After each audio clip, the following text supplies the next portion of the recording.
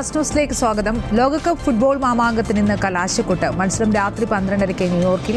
കപ്പിൽ മുത്തമിടാൻ സ്പെയിനും അർജന്റീനയും. കിരീടങ്ങളെക്കാൾ മനോഹരം ടീമിനൊപ്പമുള്ള യാത്രയെന്ന് മെസ്സിയുടെ വൈകാരിക കുറിപ്പ്. ലൂസേഴ്സ് ഫൈനലിൽ ഫ്രാൻസിനെ 4-6 ഗോളുകൾക്ക് തകർത്ത ഇംഗ്ലണ്ട് 3-ാം സ്ഥാനത്ത്. ലോകകപ്പ് ഗോൾ വേട്ടയിലും ഗോൾഡൻ ബൂട്ട് റേസിലും മെസ്സിയെ പിന്നിലാക്കി എംബാപ്പെ. ലോകകപ്പ് ഫുട്ബോൾ നടക്കുന്നതിനാൽ സംസ്ഥാനത്ത് ഇന്ന് വൈദ്യുതി നിയന്ത്രണമില്ല. സ്കൂളുകളും കോളേജുകളും ഉൾപ്പെടെ സംസ്ഥാനത്തെ വിദ്യാഭ്യാസ സ്ഥാപനങ്ങൾക്ക് നാളെ അവധി.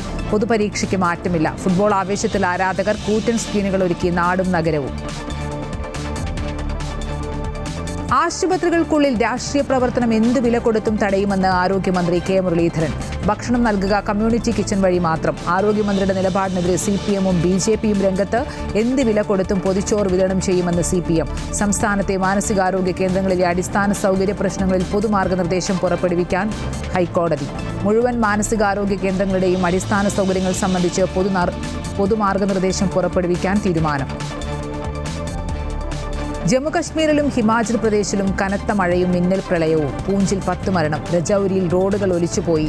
ദർഹാൽ പുഴ കര കവിഞ്ഞൊഴുകി. വൻ നാശനഷ്ടം. രക്ഷാപ്രവർത്തനത്തിന് സൈന്യവും കുടുങ്ങിക്കിടന്ന 11 പേരെ കരസേന രക്ഷപ്പെടുത്തി. 48 മണിക്കൂർ കൂടി മഴ തുടരുമെന്ന് കാലാവസ്ഥാ വകുപ്പിന്റെ മുന്നറിയിപ്പ്.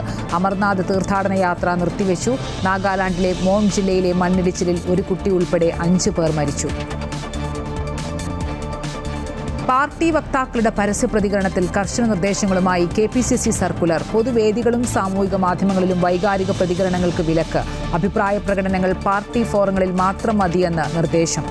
വക്താക്കൾ നിലപാട് വ്യക്തമാക്കുമ്പോൾ വ്യത്യസ്ത അഭിപ്രായങ്ങളാകരുതെന്നും സർക്കുലർ. പാർലമെന്റിന്റെ വർഷകാല സമ്മേളനം നാളെ മുതൽ. FCRA ഉൾപ്പെടെ 7 ബില്ലുകൾ അവതരിപ്പിക്കും. ഭരണഘടനാ ഭേദഗതി ബില്ലുകൾ ഇപ്പോഴില്ല. എല്ലാ കക്ഷികളുടെയും പിന്തുണ സർവകക്ഷി യോഗത്തിൽ തേടിയതായി സർക്കാർ. TMC വിമത നേതാക്കളെ ക്ഷണിച്ചതിൽ സർവകക്ഷി യോഗത്തിൽ പ്രതിഷേധം. പ്രതിപക്ഷം ഇറങ്ങിപ്പോയി. അയോധ്യയിലെ സംഭാവനാ ക്രമക്കേട്, നീറ്റ് പരീക്ഷയിലെ വീഴ്ച, വിലക്കയറ്റം എന്നിവ ആയുധമാക്കാൻ പ്രതിപക്ഷം. തന്ത്രങ്ങൾ മെനയാൻ ഇന്ത്യ സഖ്യയോഗം നാളെ. വിദ്യാഭ്യാസ മന്ത്രി ധർമ്മേന്ദ്ര പ്രധാന്റെ രാജി ആവശ്യപ്പെട്ട് കോക്രോച്ച് ജനതാ പാർട്ടിയുടെ പാർലമെന്റ് മാർച്ച് നാളെ. സമരത്തെ അനുകൂലിക്കുന്നവർ മുഴുവൻ ജന്തർ മന്ദിറിലെത്താൻ CJP സ്ഥാപകൻ അഭിജിത് ദീപ്കയുടെ ആഹ്വാനം. പ്രതിഷേധത്തിന്റെ പശ്ചാത്തലത്തിൽ ഡൽഹിയിൽ സുരക്ഷാ ക്രമീകരണങ്ങൾ ശക്തമാക്കി.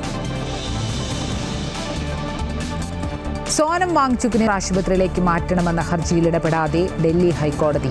ഇടക്കാല ഉത്തരവിന്റെ ആവശ്യമില്ലെന്ന് കോടതി. 3 ദിവസത്തിനകം മറുപടി നൽകാൻ കേന്ദ്ര സർക്കാർ നിർദ്ദേശം. വാങ്ചുങ് സഫ്ദർജംഗ് ആശുപത്രിയിൽ തുടരും.